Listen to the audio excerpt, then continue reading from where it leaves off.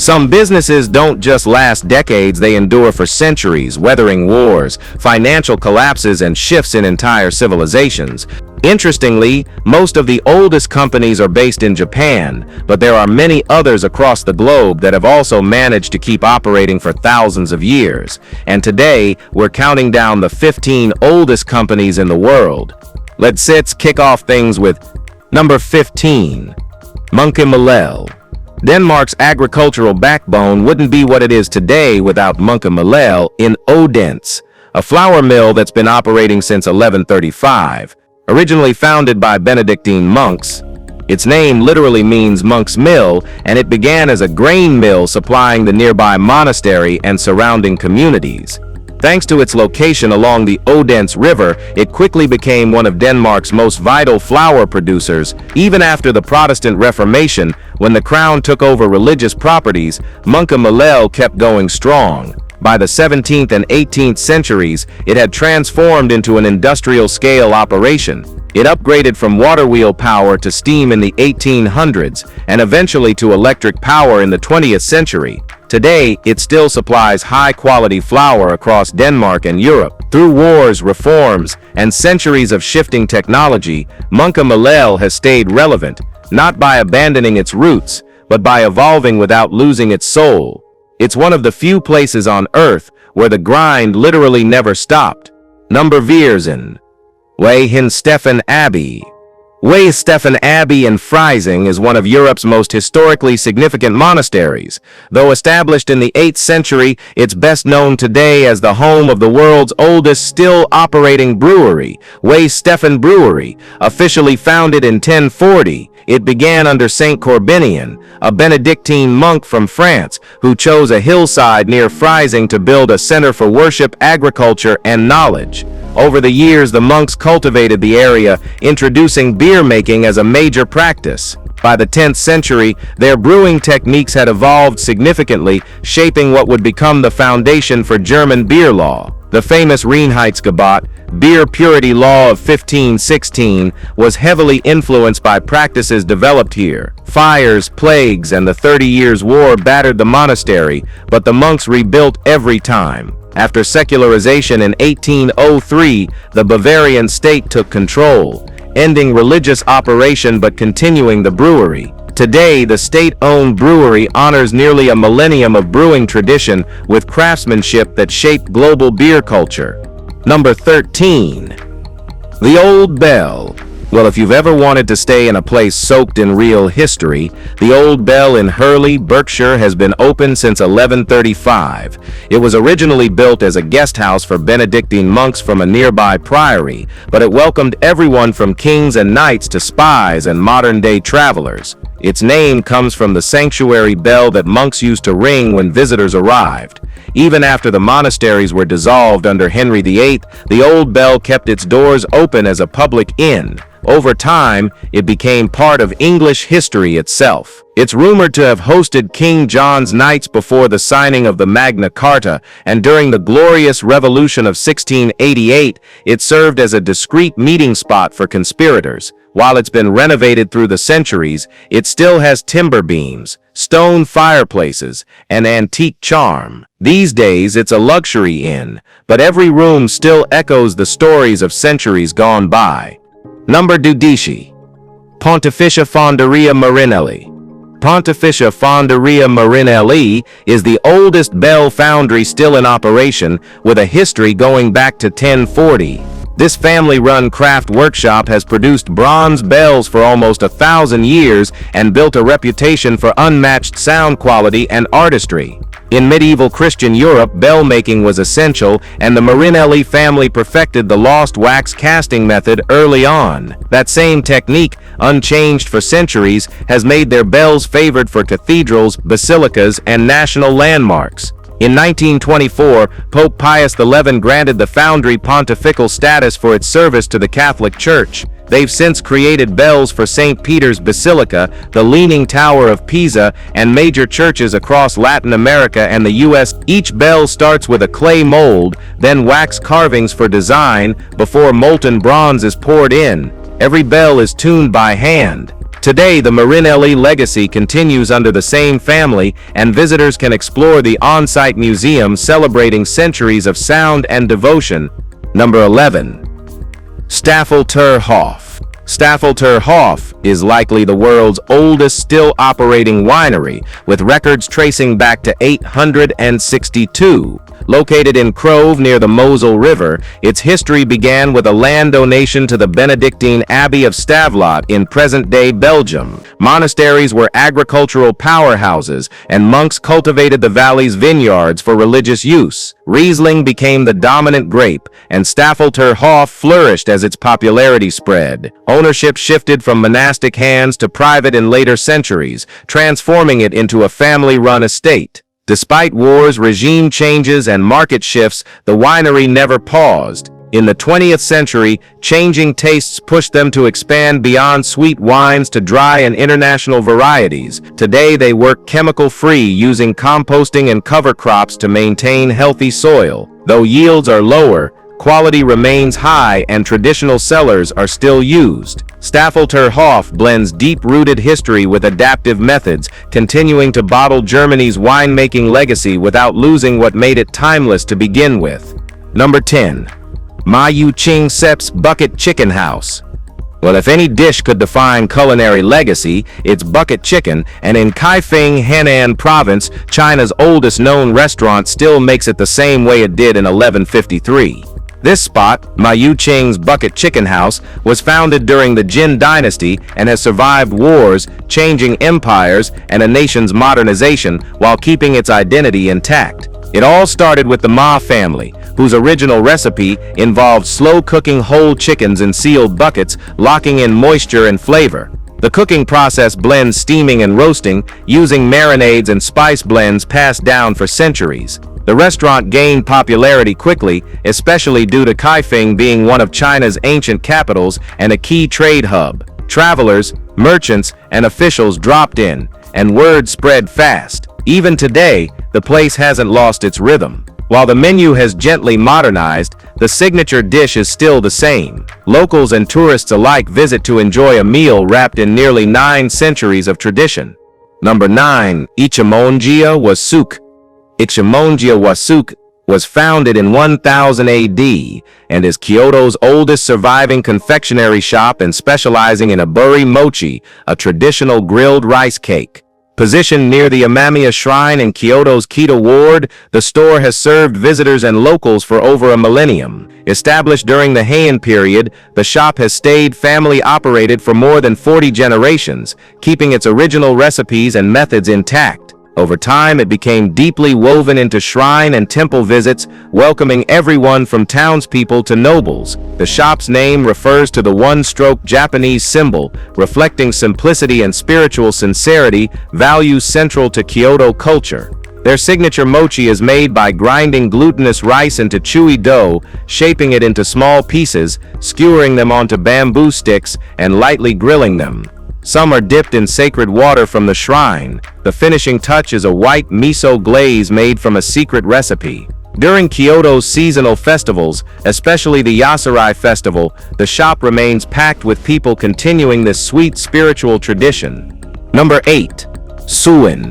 Tea is something most Asians can't go a day without, and in Uji City, Kyoto, sits the oldest tea house still running in Japan, open since the year 1160. Nestled near the historic Uji Bridge, it has served centuries of guests, from emperors and samurai to modern tourists. It was founded by Tsuin Masahisa, a warrior-turned-tea master who laid down his sword and took up the art of tea during the Heian period. Now managed by his descendants, the family has kept it going for 24 generations. The place has outlasted shogunates, watched traders arrive from Europe, and survived Japan's massive transformation, yet its essence remains untouched. The shop is known for 3 traditional green teas, matcha, sencha, and gyokuro, sourced from the finest farms. Built during the Edo era, the wooden structure offers calming views over the Uji River. Guests can also experience an authentic tea ceremony that highlights just how amazing it is. Number 7. St. Peter Stiftskalinarium. St. Peter Stiftskalinarium inside Salzburg's historic St. Peter's Abbey, is Austria's oldest restaurant and one of the oldest worldwide, serving since 803 AD. Connected to the abbey founded in 696, the restaurant welcomed travelers during a time when monasteries provided both hospitality and spiritual refuge. Over centuries, Salzburg became a religious and cultural hub, and the restaurant's reputation grew, serving merchants, nobles, and clergy. By the Baroque period, it was a favorite of Salzburg's elite. One of its most famous patrons was Wolfgang Amadeus Mozart, and today, Mozart dinner concerts are held here, recreating 18th century ambience with candlelit settings and classical music. Guests dine under vaulted ceilings or in the medieval stone hall, with wine cellars dating back centuries. Seasonal ingredients from local farms shape modern takes on traditional Austrian cuisine, including wild game and vegetables. Even after wars, political upheavals, and passing eras, the restaurant continues to blend its monastic roots with fine dining that reflects Austria's long cultural story. Number 6. Monnaie de Paris. Monnaie de Paris, founded in 864, is France's oldest mint and the longest-running institution of its kind globally. For over 1,150 years, it's been minting French currency from medieval silver deniers to today's euro coins, alongside medals, honors, and collectibles. Built along the Seine in Paris, it was established after King Charles the Bald issued the Edict of Pistres, mandating centralized coin production. As France expanded its political and financial reach, the mint evolved with it. By the 13th and 14th centuries, gold coins reflected the monarchy's growing international influence. Under Louis XIV in the 17th century, massive upgrades introduced precision metalwork and engraving. In 1775, it moved into its current neoclassical building, designed by Jacques-Denis Antoine. The mint played a major role during the French Revolution, producing republican currency. It later minted francs, introduced steam presses in the 1800s, and adopted euros in 1999. Today it also produces Olympic medals and Legion of Honor decorations. Number 5. Schloss Johannesburg. Schloss Johannesburg, sitting in Germany's Rheingau region, is among the most historic wineries worldwide and widely recognized as the birthplace of Riesling.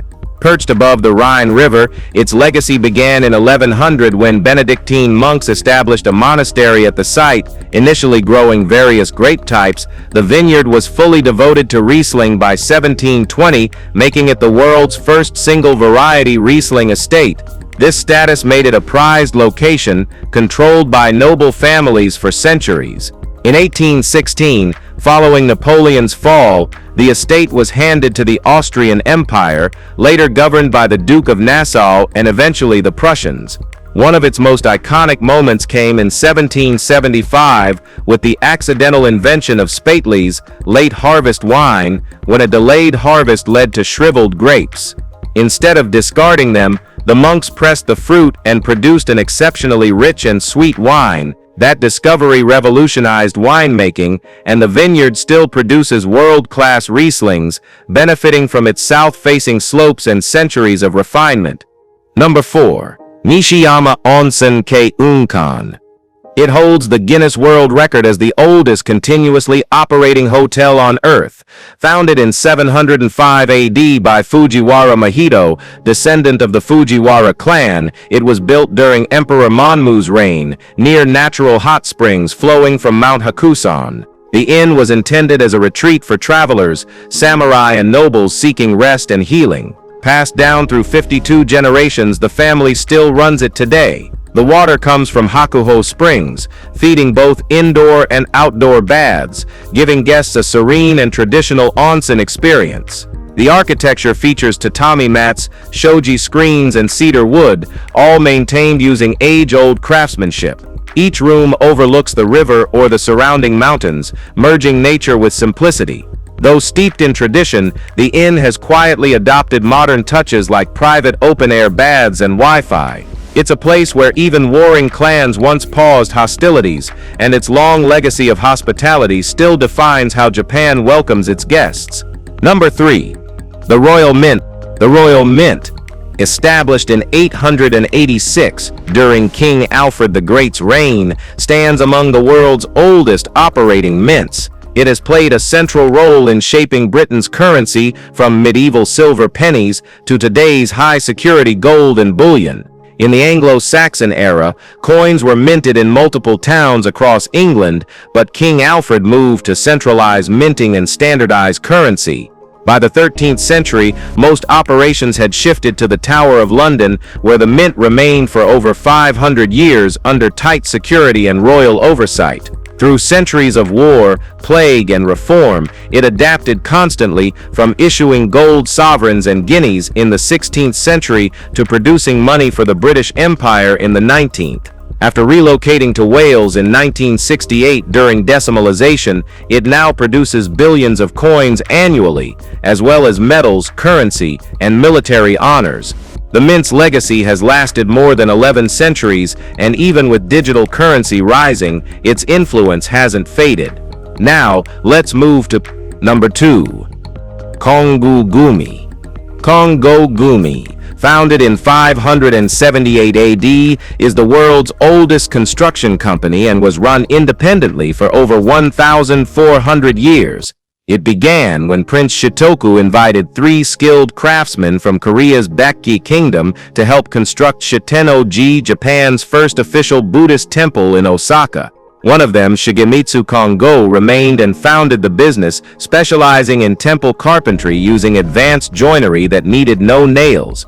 These techniques made their structures earthquake-resistant and long-lasting. Throughout Japan's feudal era, the company secured contracts with samurai clans, Buddhist sects, and the imperial court. Even after the Meiji Restoration and the shift from temple to secular construction, Kongumi adapted, focusing on schools and public buildings. It survived bombing damage and shortages during wartime and eventually merged with Takamatsu Construction Group in 2006, but continues to operate under the same name. Today, it's still respected for its traditional wooden architecture used in temples across Japan. Its legacy is not only Japan's oldest company, but also one of its most enduring craftsmen. Alright, now, let's move to number 1. Sudo Honk. Sake in Japan isn't just a drink, it's a ritual. And in Kasama City, Ibaraki Prefecture, Sudo Honk has been perfecting it since 1141. This makes it Japan's oldest sake brewery, with the Sudo family passing down their brewing methods across 55 generations. It was founded in the late Heian period, and while the nation around it changed with wars, disasters, and development, this brewery never lost its soul. They've kept the same brewing techniques and use underground spring water to ensure unmatched clarity and depth in taste. The brewery's pride, Satono Homari, is a Jumai Daijinjo sake known for its refined aroma and balance. It's made using Kimoto and Yamahai styles, both relying on natural fermentation rather than shortcuts. That tradition makes each batch rare and expensive, but for those lucky enough to visit, you'll find guided tastings and a full look at the centuries-old brewing process, where every sip is still a reflection of the past, uncompromised and proud. If you've enjoyed watching this video, be sure to like, share, and subscribe. Thanks for hanging with us this far, and we'll see you very soon.